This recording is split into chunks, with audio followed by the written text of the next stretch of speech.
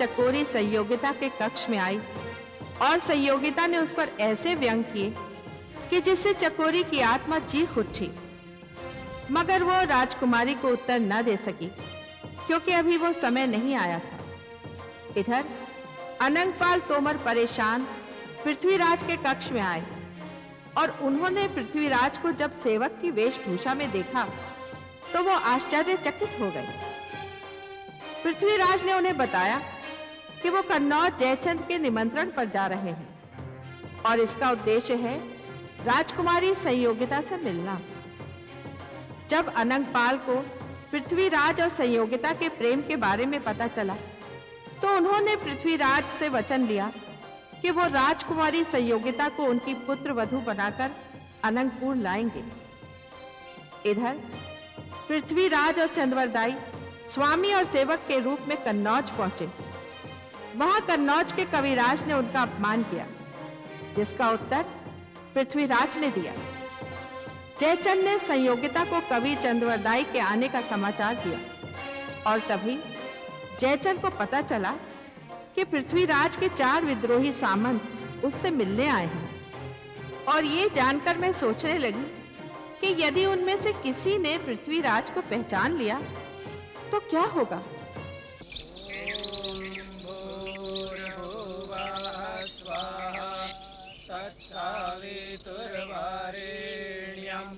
भर्गो देवस्य धीमहि धियो यो नः प्रचोदयात् स्वाहा। ॐ ईशेत्कौर्यं त्वामाय वस्तदेव महसविता प्रार्थयतु श्रेष्ठतमाय कर्मण आप्याय त्वमग्न्या। महाराज, क्या आप मुझे इस यज्ञ में मंत्रोच्चार सुनाने के लिए लाए हैं? नहीं चंद्रवरदाई, हम तो ये देखने आए हैं कि इस यज्ञ का विध्वंस कैसे किया जा सकता है। महाराज, आप देख रहे हैं इनकी सुरक्षा व्यवस्था? यह संभव नहीं है महाराज। जब हमारा यहां पहुंचना संभव है तो यह भी असंभव नहीं है। लेकिन महाराज, हमारे कार्यक्रम में तो केवल आपकी भेंट है राजकुमारी के साथ। ये यज्ञ के विध्वंस का कार्यक्रम कब बना? यह योजना तो उसी दिन बन गई थी जब हमने जयचंद का अपमान से भरा हुआ निमंत्रण पत्र पढ़ा था। राजकुमारी संयोगिता को फिर मिलने का वचन दिया था हमने, मगर जयचंद के पत्र का उत्तर देना उतना ही आवश्यक है हमारे लिए। उसने राजपूतों की आन को ललकारा है। अपने निमंत्रण पत्र से जयचंद ने जो तमाचा हमारे मुंह पर मारा है, वो ही तमाचा उसके मुंह पर भी पड़ना चाहिए। आप जाइए कविराज, हम कुछ देर यहां रुककर अपनी योजना को अंतिम रूप देना चाहते हैं। जाइए। और राजकुमारी से भेंट का कार्यक्रम? मैं तो केवल स्थिति का निरीक्षण कर रहा हूं कविराज। आक्रमण तो राजकुमारी से भेंट होने के बाद ही होगा। जो भी करना है महाराज करें, मगर सावधानी से। कविराज, हम तो प्राणों को हथेली पर लेकर आए हैं, फिर डर कैसा। आप जाइए।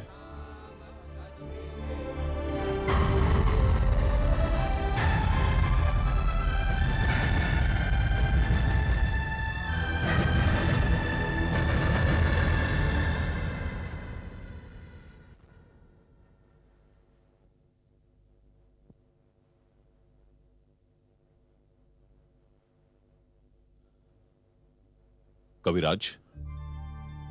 महाराज, आपने यहां आने का कष्ट क्यों किया? मुझे बुलवा लिया होता, मैं उपस्थित हो जाता आपकी सेवा में। नहीं कविराज, आप हमारे अतिथि हैं और हम आपसे निवेदन करने आए हैं,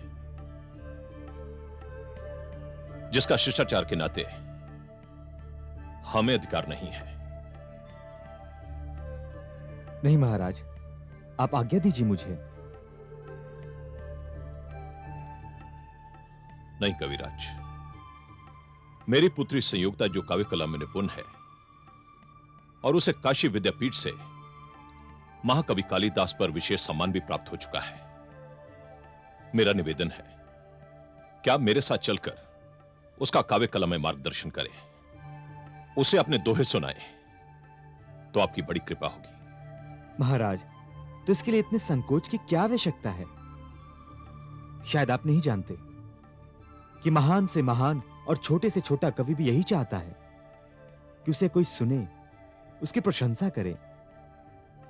महाराज, कलाकार तो प्रशंसा का भूखा होता है और राजकुमारी संयोगिता तो स्वयं काव्य कला का ज्ञान रखती। कविराज, आपका सेवक गणपत डांगी दिखाई नहीं दे रहा। महाराज, वो नगर भ्रमण के लिए निकला है, आता ही होगा। कविराज, मैंने अपनी पुत्री से आपके सेवक का उल्लेख किया था। मैं चाहता हूं कि वो भी उसे अपनी कविता सुनाए। चलिए महाराज, मैं उपस्थित हूं आपकी सेवा में, और अपने सेवक के लिए मैं अतिथिशाला के अधिकारी से कह देता हूं, वो भी वहां पहुंच जाएगा। और महाराज, मेरे सेवक गणपत डांगी के लिए जो राजकुमारी संयोगिता के सामने अपनी काव्य कला का प्रदर्शन करे, बड़े गौरव की बात होगी। वो तो धन्य हो जाएगा ये सुनकर, और सिर के बल दौड़ा चला आएगा। महाराज, आपने उसे यह अवसर देकर तो उसका जन्म ही सफल कर दिया है। ठीक है कविराज, आप तैयार हो जाइए, मैं आपकी प्रतीक्षा करता हूं। जी महाराज।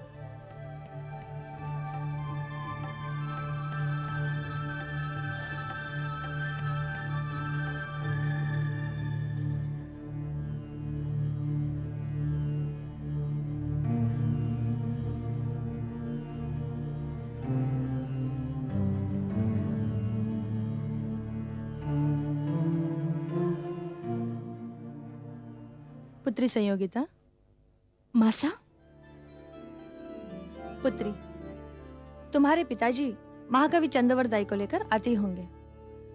कविता के बारे में जितना जानना चाहती हो, जितना समझना चाहती हो, समझ लेना। ऐसे अवसर जीवन में बार बार नहीं आते। हाँ मासा, सचमुच ऐसे अवसर जीवन में बार बार आते नहीं हैं।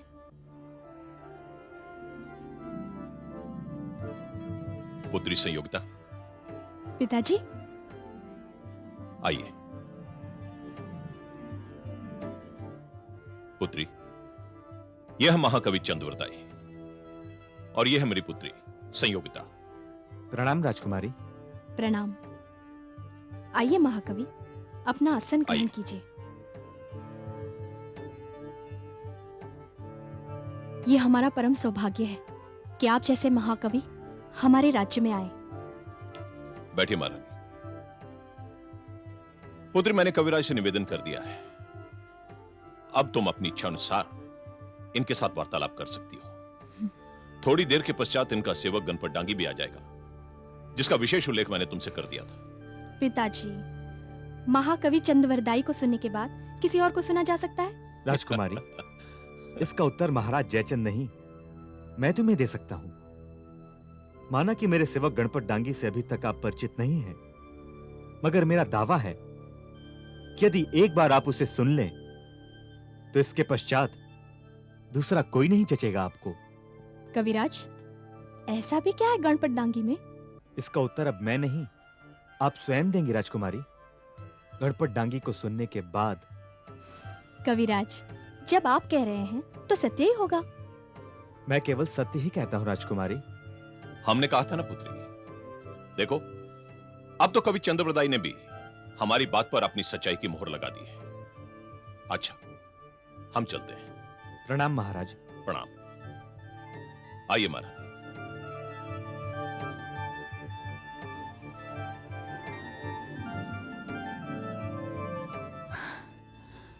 तो राजकुमारी, किस तरह के दोहे सुनना चाहती हैं आप?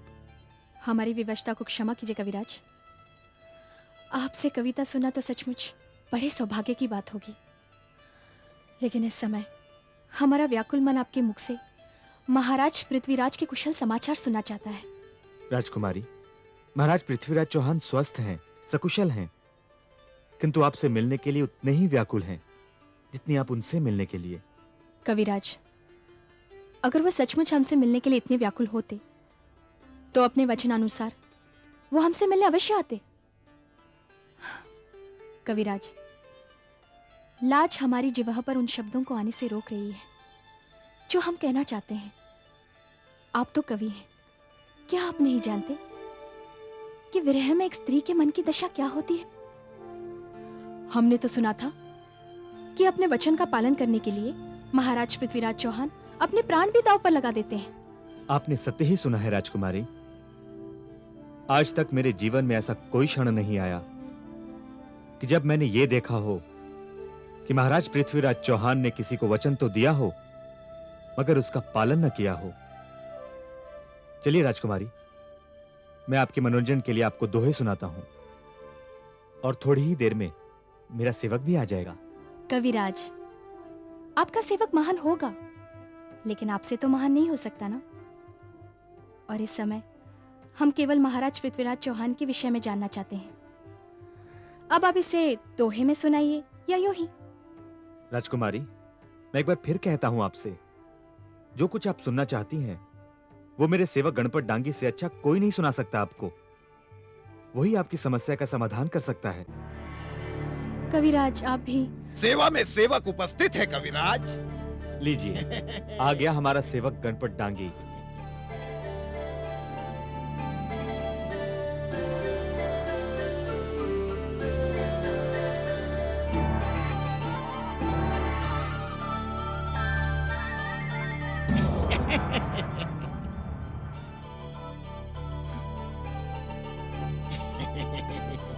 राजकुमारी संयोगिता की सेवा में सेवक गणपत डांगी का प्रेम भरा नमस्कार।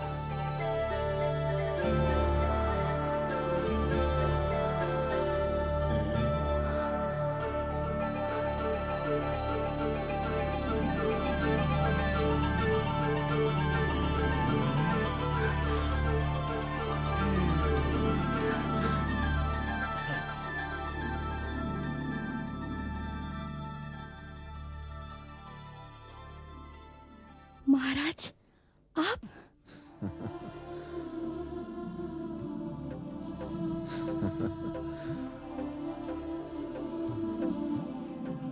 जी हाँ राजकुमारी, हम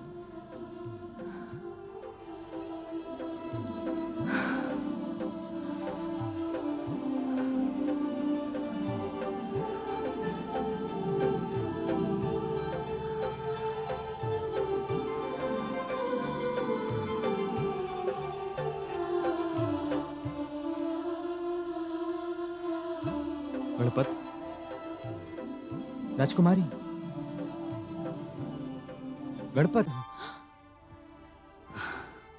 आप ये मत भूलिए कि खतरा चारों ओर है। पहली बार जब आप मिले थे तो उस समय आप एक जंगल में थे जिसमें शेर था, मगर इस बार जहां आप मिल रहे हैं वो जंगल नहीं है, शेर की मांद है, मांद। इस कक्ष में कभी भी कोई भी आ सकता है। आइए राजकुमारी, बैठिए। आइए, आप बैठिए। हाँ, अब हम भी बैठ जाते हैं कविराज। ये यहाँ। हाँ। महाराज, ये क्या? अरे रे, क्या कर रही हैं राजकुमारी? आप बैठिए ना। देखिए देवी, इस नाटक का सूत्रधार मैं हूं, इसलिए ये नाटक मेरे कहे अनुसार ही चलेगा। क्यों कविराज? और इस नाटक में आपकी भूमिका है राजकुमारी संयोगिता की, और मैं हूं कविराज का सेवक गणपत डांगी। इसलिए आपका स्थान ऊपर है और मेरा स्थान नीचे। और फिर वैसे भी आप तो देवी हैं और मैं पुजारी, और देवी का स्थान तो पुजारी के स्थान से ऊंचा ही होता है। बस गणपत, बस। अब अपने दोहे सुनाकर राजकुमारी संयोगिता का मनोरंजन करो। जी। यही हमारी इच्छा है, यही महाराज जयचंद की इच्छा है, और यही भगवान की भी इच्छा है। अच्छा, अब मैं चलता हूं, संध्या वंदन के पश्चात लौटूंगा। जी अन्नदाता।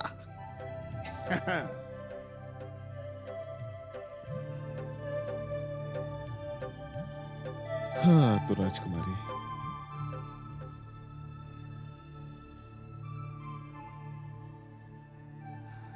धन्य है वो कवि जिसने ये कहा है कि सब तिथियन को चंद्रमा देखा चाहो आज, तो धीरे धीरे घूंघटा सरकाओ महाराज। सुंदर, अति सुंदर।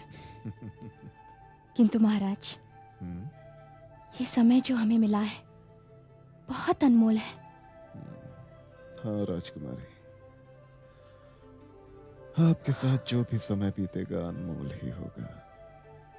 लेकिन महाराज, हम तो ये समझ रहे थे कि राजसूय यज्ञ का निमंत्रण मिलते ही आप यहाँ चले आएंगे, परंतु आपको इस वेश में देखकर ऐसा लगता है कि पिताजी ने आपको निमंत्रण भेजा ही नहीं।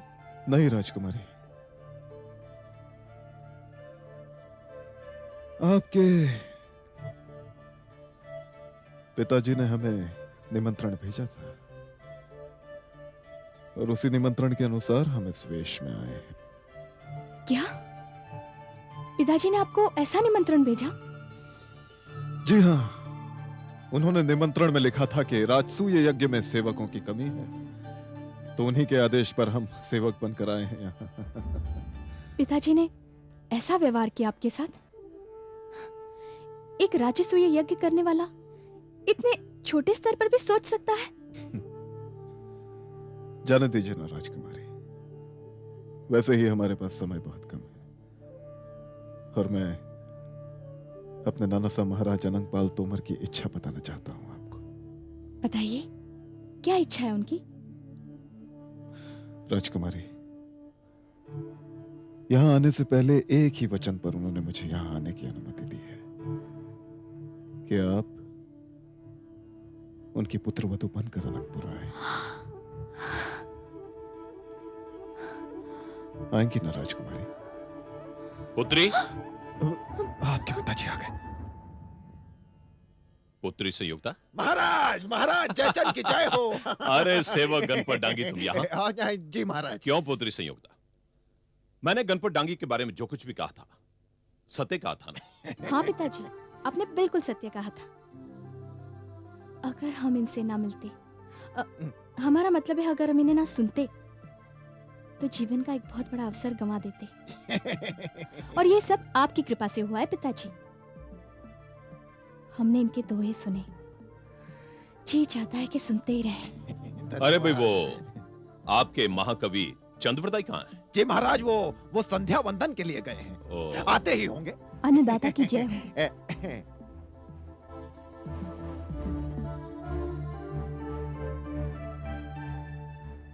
आओ छोरी। अन्नदाता। महाराज,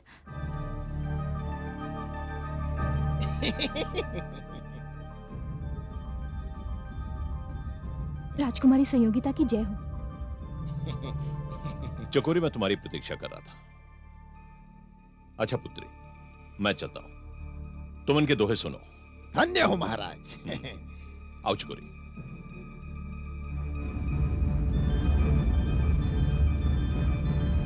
महाराज, क्या आप जानते हैं कि ये कन्नौज की वही गुप्तचर है जिसने आपके यहाँ आने का संदेश दिया था? हाँ राजकुमारी, सत्य कहा आपने। हम जानते हैं। तो फिर ये अनंतपुर से आपके हाथों जीवित कैसे बचकर आई? राजकुमारी, इस बात की वास्तविकता हम आपको बाद में बताएंगे।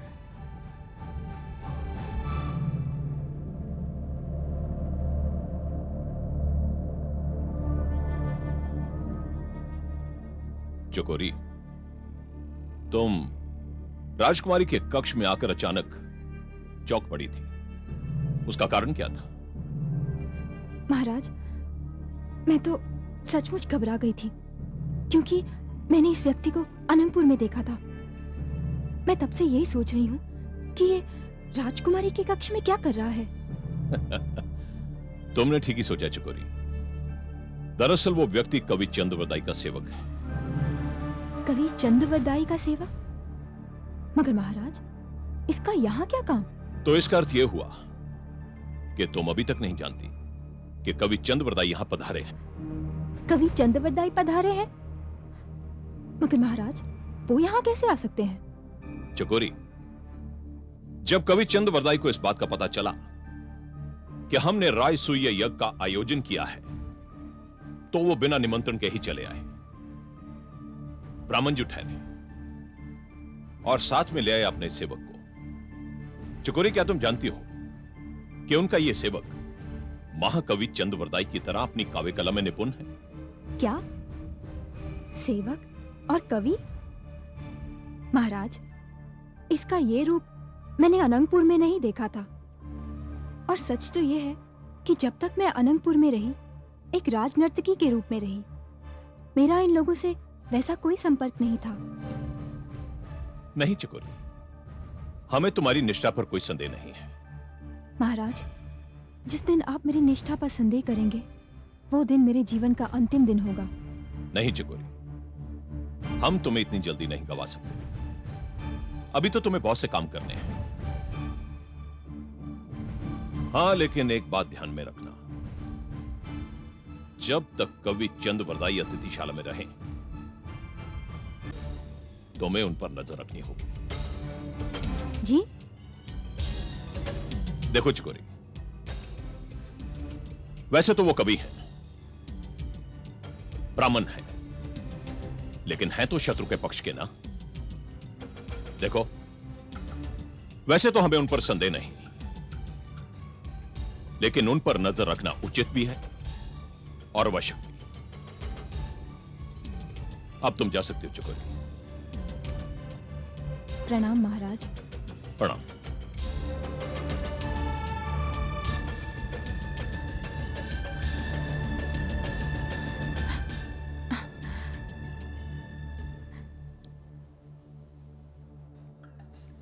प्रणाम। प्रणाम। उद्यान में मिलूंगी आपसे।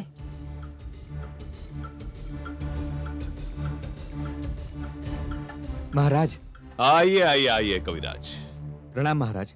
प्रणाम। कहिए कविराज, आपका संध्या का पूजा पाठ पूरा हो गया? जी हाँ महाराज। कविराज, ये जो कन्या अभी अभी आपके सामने से गई और जिसने आपको प्रणाम किया है, क्या आप इसको अच्छी तरह जानते हैं? जी हाँ महाराज, मैं इसे जानता हूं। ये अनंगपुर में आपकी गुप्तचर थी। इसे महाराज पृथ्वीराज चौहान ने राजनर्तकी के पद पर विभूषित किया था। इसका नाम चकोरी है महाराज। महाकवि, आपकी गुप्तचर व्यवस्था तो बड़ी गई गुजरी है। आपके महाराज ने हमारी गुप्तचर को राजनर्तकी की उपाधि दे डाली। महाराज, वो उपाधि महाराज पृथ्वीराज चौहान ने एक स्त्री को दी थी, एक कलाकार को दी थी। हमारे राज्य में स्त्री का बड़ा सम्मान किया जाता है। हमारे राज्य के घर घर में स्त्री घर की शोभा मानी जाती है महाराज। हम उसे गुप्तचर बनाकर बाहर भेजना अपमान समझते हैं। कविराज! महाराज, मैं तो नीति की बात कर रहा हूं। वैसे तो हमें पता ही नहीं चला कि चकोरी गुप्तचर है, और इसमें भी कोई संदेह नहीं कर सकता कि चकोरी जैसी सफल गुप्तचर और हो ही नहीं सकती। महाराज, वो तो अच्छे अच्छे राजाओं की आंखों में धूल झोंक सकती है। चकोरी जैसी गुप्तचर पर तो किसी भी राज्य को अभिमान हो सकता है। कविराज, इसीलिए तो हमने उसे अनंगपुर भेजा था। और महाराज पृथ्वीराज चौहान ने उसे कन्नौज भेज दिया। जाइए कविराज, राजकुमारी संयुक्ता आपकी प्रतीक्षा कर रही है। जाइए।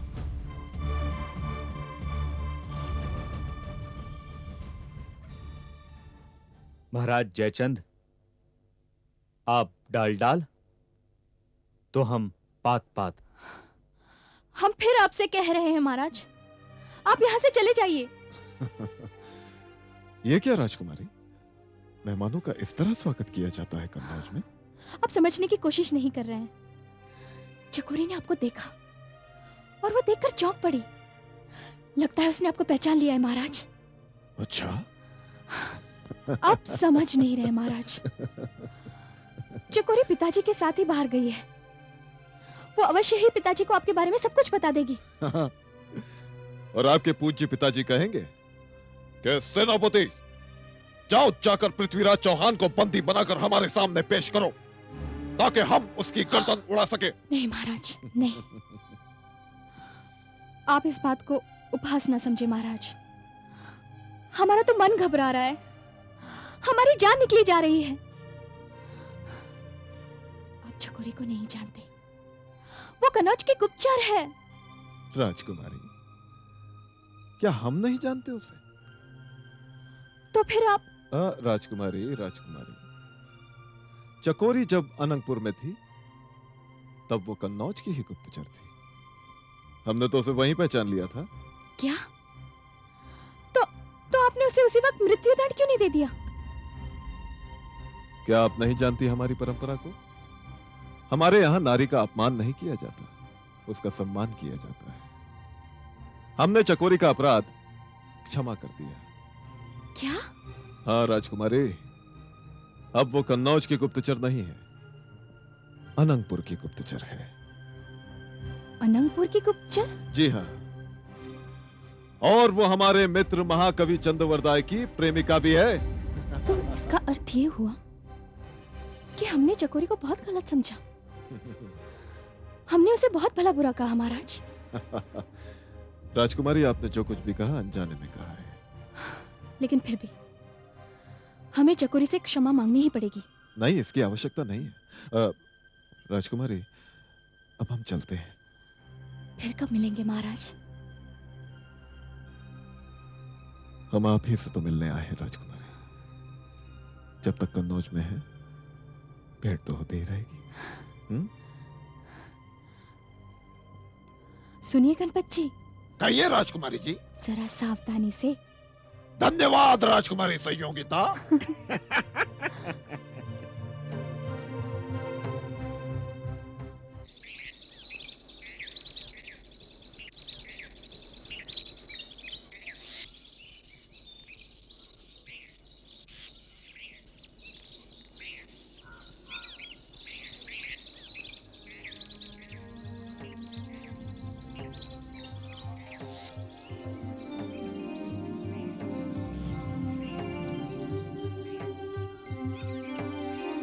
कविराज, स्थान ढूंढने में कष्ट तो नहीं हुआ?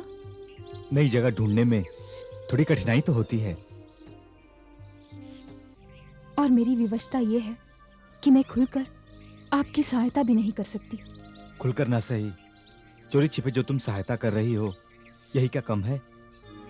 कविराज, आज तो अनाथ होते होते बचा।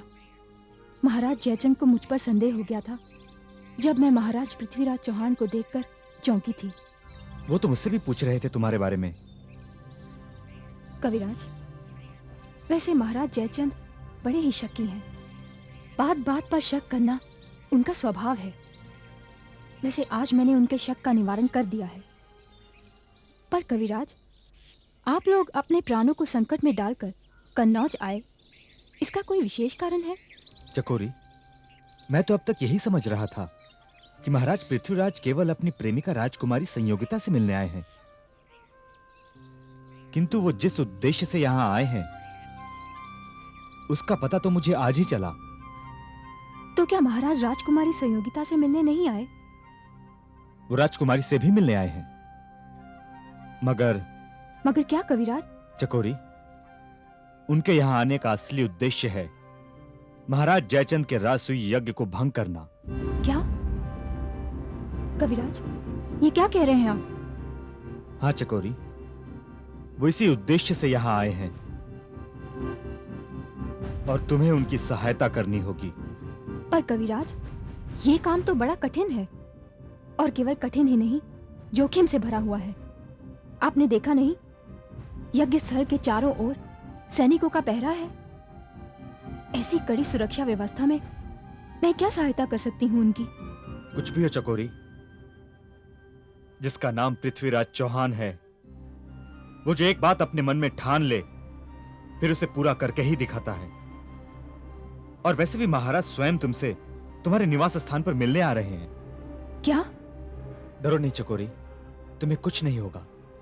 मैं अपने लिए चिंतित नहीं हूं कविराज, मुझे चिंता है तो महाराज की। आप नहीं जानते, मुझे महाराज जयचंद ने आप पर भी कड़ी नजर रखने को कहा है। क्या? हाँ कविराज। चकोरी, अब मैं चलता हूं। हमारा यहां पर ज्यादा देर ठहरना वैसे भी ठीक नहीं। बस थोड़ी देर और कविराज, अभी तो मैंने आपको जी भर के देखा भी नहीं। चकोरी, तुम क्या समझती हो? तुम्हें देखने की लालसा क्या मेरे मन में नहीं? तुम्हारे अनंगपुर छोड़ने के बाद किसी भी रात चैन से नहीं सो पाया मैं। कविराज, आपके बिना तो ये रातें मेरी भी बैरिन बन गई हैं। इन्होंने मेरी आंखों से मेरी नींद छीन ली है। कविराज, जब मैंने सुना कि आप कन्नौज पधार रहे हैं तो मुझे ऐसा लगा जैसे जो कुछ मैंने खोया था मुझे वापस मिल गया। कविराज, ये भेंट हमारे प्रेम की सच्चाई का प्रतीक है। हाँ चकोरी, फिर भी चिंता है मुझे कि कहीं ये भेंट हमारी अंतिम भेंट ना हो। कविराज। हाँ चकोरी, कभी कभी तो मैं सोचता हूं कि कितना अच्छा होता कि अगर तुमने महाराज अनंगपाल तोमर को विष देने की योजना ना बनाई होती। कविराज, उस घटना की याद दिलाकर और लज्जित ना कीजिए मुझे। यदि आपको कुछ हो जाता तो आज चकोरी यहाँ इस तरह आपके सामने ना होती। शायद जो कुछ भी होता है अच्छे के लिए ही होता है। चकोरी, अगर अनंतपुर में तुम्हारा भेद ना खुलता तो तुम इस तरह यहां हमारी सहायता ना कर रही होती। हाँ कविराज, मैं तो यही समझती हूँ कि आज मैं अपने पापों का प्रायश्चित ही कर रही हूँ। जाओ चकोरी, महाराज पृथ्वीराज चौहान तुम्हारे निवास स्थान पर आने वाले हैं।